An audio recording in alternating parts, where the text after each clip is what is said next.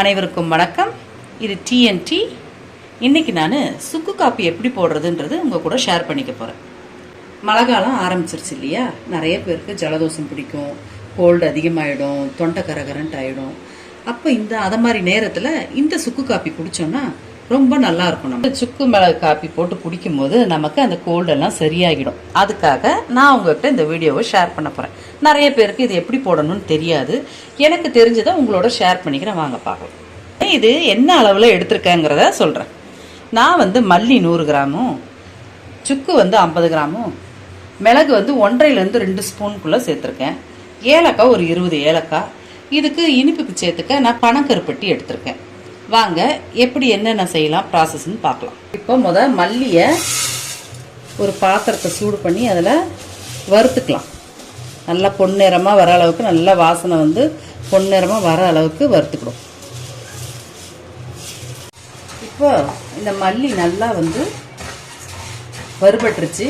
Colour பார்த்திங்களா, நல்லா மாறி இருக்கு. வாசமும் கமகமன் இருக்கு. இப்போ நம்ம இதை ஒரு பிளேட்டில் மாற்றிக்கலாம். இந்த மிளகையும் ஏலக்காயும் வறுத்துக்கலாம்.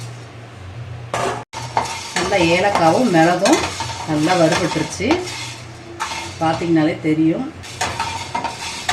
மிளகு வாசமும் ஏலக்காவோட வாசமும் நல்லா வறுபட்டதுன்னா நம்ம இதை மாற்றிக்கிறோம். நம்ம சுக்குவை ஒன்றும் பாதியமாக தட்டி வறுக்கிறதுக்கு முன்னாடி லைட்டாக தட்டிக்கலாம். இப்போ சுக்கை 1 2 உடச்சி வச்சுருக்கேன். அதை நம்ம இதில் சேர்த்துக்கலாம். ஏன்னா மிக்சியில் போட்டு அரைக்கும் போது சிரமமாக இருக்கும். இதில் வறுத்துட்டோம்னா, உடச்சி போட்டு வறுத்தோம்னா அரைக்க கொஞ்சம் ஈஸியாகிடும். சுக்கு நல்லா வறுபட்டுருச்சு. நம்ம இதை ஒரு பாத்திரத்தில் மாற்றிடலாம். இப்போ நம்ம சுக்கு காப்பி போடுறதுக்கு ஒரு 2.5 கிளாஸ் தண்ணி நான் இப்போ சுட வச்சுக்கிட்டு இருக்கேன். அதுக்குள்ளே வறுத்து வச்சதை பொடி பண்ணிட்டு வந்துடலாம். வறுத்து ஆற வச்சிருந்தோம். இப்போ நம்ம அதை பொடிச்சிக்கலாம். நல்லா பொடிச்சாச்சு. இந்த அளவுக்கு பொடி பண்ணியிருக்கோம். நல்லா பொடிச்சாச்சு. இப்போ இதில் இருந்து ஒரு 2 ஸ்பூன் அளவுக்கு இந்த தண்ணியில் சேர்த்துக்கிறேன். இது நல்லா ஒரு 5 to 7 நிமிஷம் வரையும் நல்லா கொதிக்கட்டும். சிம்மில் வச்சிடலாம். நல்லா கொதித்து அந்த சாறு நல்லா இறங்கணும். அப்புறம் நம்ம என்ன செய்யலாம்னு பார்க்கலாம். நான் இதில் கொஞ்சமாக மஞ்சள் பொடி, இது விரலி மஞ்சள் வாங்கி அரைச்ச பொடி. இது அதில் இருந்து ஸ்பூன் கம்மியாக சேர்த்துக்கிறேன். ஏன்னா இதுவும் சளிக்கு ரொம்ப நல்லது. அதனால அந்த சுக்கு பொடியோடு சேர்க்கும் போது இன்னும் மனம் அதிகமாக இருக்கும். சுக்கு காப்பி ரெடி ஆயிடுச்சு. இப்போ பால் சேர்க்கறதுக்கு ஒன்று, சேர்க்காத ஒன்று போட்டு காட்டுறேன். நம்ம பால் சேர்க்காம முதல் கொஞ்சம் ஃபில்டர் பண்ணி எடுத்துக்கலாம்.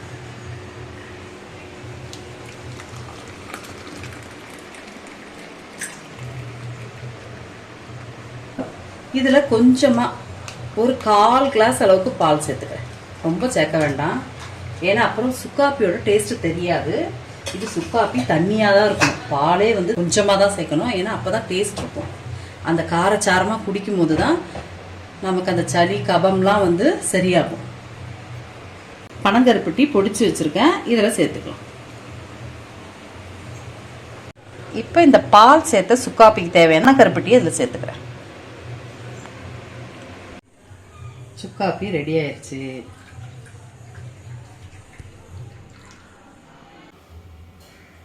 நான் இதில் பனங்கருப்பட்டி சேர்த்துருக்கேன். உங்களுக்கு வேணும்னா வெல்லமோ இல்லை நாட்டு சர்க்கரையை கூட கலந்துக்கலாம். அது உங்களோட விருப்பம். ஆனால் சர்க்கரை சேர்க்க வேண்டாம். ஏன்னா அதோட மருத்துவ குணமே போயிடும். அதனால் இது 3ல் எது நீங்கள் கலந்துக்கிட்டாலும் உங்களுக்கு நல்லது தான். நான் இப்போ பால் கலந்த சுக்காப்பியும் பால் கலக்காத சுக்காப்பியும் வச்சுருக்கேன். உங்களுக்கு எது விருப்பமோ நீங்கள் அதை மாதிரி சாப்பிட்டுக்கலாம். நான் இதில் லைட்டாக மஞ்சப்பொடி, ஒரு சிட்டிக்க மஞ்சப்பொடி தான் இதில் கலந்துருக்கேன். உங்களுக்கு வேணும்னா சேர்த்துக்கலாம், வேண்டானா நீங்கள் ஸ்கிப் பண்ணிக்கலாம். ரெண்டுமே ரெடி ஆயிடுச்சு. உடம்புக்கு ரொம்ப ஆரோக்கியமானது. இந்த மழை நேரத்துக்கு ரொம்ப ரொம்ப உபயோகமான ஒரு ஈவினிங் காஃபி. காலையிலையும் குடிக்கலாம், ஈவினிங்கும் குடிக்கலாம். இந்த வீடியோ உங்களுக்கு பிடிச்சிருந்தா லைக் பண்ணுங்கள், ஷேர் பண்ணுங்கள், சப்ஸ்கிரைப் பண்ணுங்கள். Bye friends.